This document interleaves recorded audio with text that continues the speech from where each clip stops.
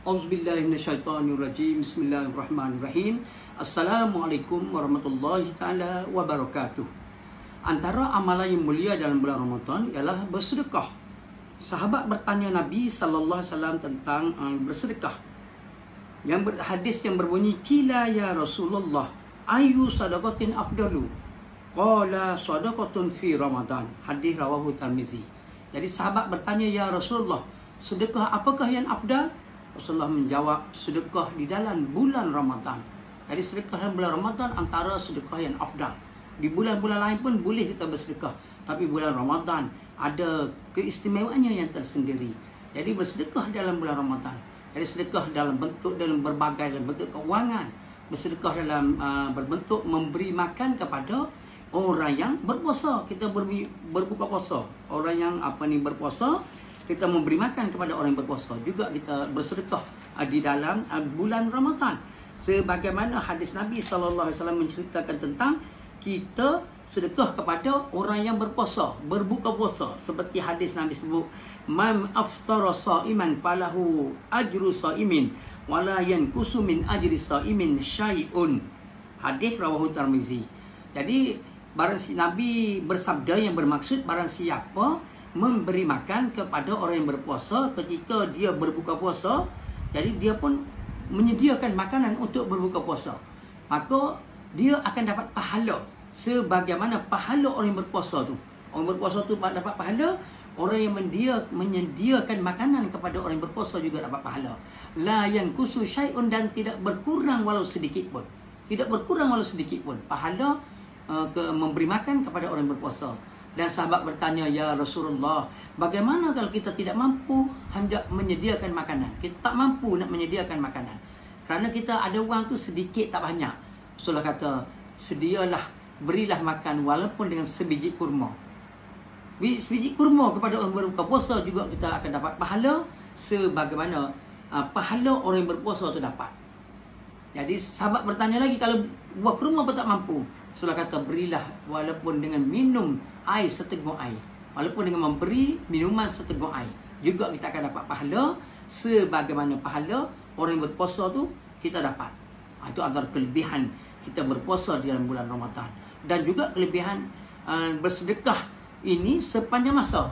Ramadan itu ada kelebihannya yang tersendiri. Bulan-bulan lain juga ada kelebihan kita bersedekah. Sebagaimana ayat Al-Quran menceritakan tentang kelebihan orang yang bersedekah, orang yang menafkahkan sebahagian rezekinya di jalan Allah Subhanahu wa taala, seperti ayat yang berbunyi, "Allazina yunfiqu amwalahum bil-laili wan-nahar sirran wa alaniyatan falahum ajruhum inda rabbihim wala khaufun 'alaihim wala hum yahzanun." Dalam ayat Quran Allah berfirman, jadi barang siapa orang-orang yang menafkahkan sebahagian rezeki mereka ke jalan Allah Subhanahu wa taala, dia mengeluarkan sedekah di jalan Allah Subhanahu wa taala, sama ada pada waktu siang atau malam, bil-laili wan-nahar. Siang dia sedekah ataupun malam dia sedekah. Jadi ayat ni menunjukkan boleh sedekah pada waktu siang ataupun pada waktu malam. Boleh sedekah dua-dua. Sirran wa alaniyatan, secara rahsia sedekah tadi ataupun secara terang-terangan. Kita mengeluarkan belanja kita di jalan Allah Subhanahu wa taala secara terang-terangan pun boleh, secara rahsia pun boleh. Janji kita ikhlas kepada Allah Subhanahu wa taala ketika kita memberi, ketika kita menyumbang, ketika kita bersedekah, hati kita ikhlas kepada Allah Subhanahu wa taala.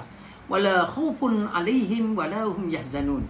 Maka Allah beritahu dalam ayat ini, orang Islam yang bersedekah itu janganlah ia merasa runsing hartanya akan habis, dan dia jangan takut dia akan jatuh miskin dengan dia bersedekah. Tidak.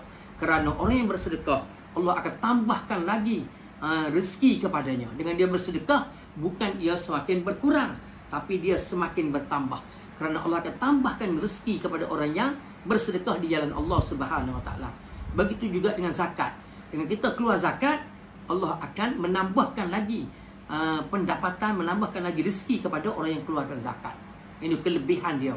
Kelebihan kita bersedekah. Jadi sama ada dalam bulan Ramadan atau luar pada bulan Ramadan. Bulan Ramadan itu ada gandaannya.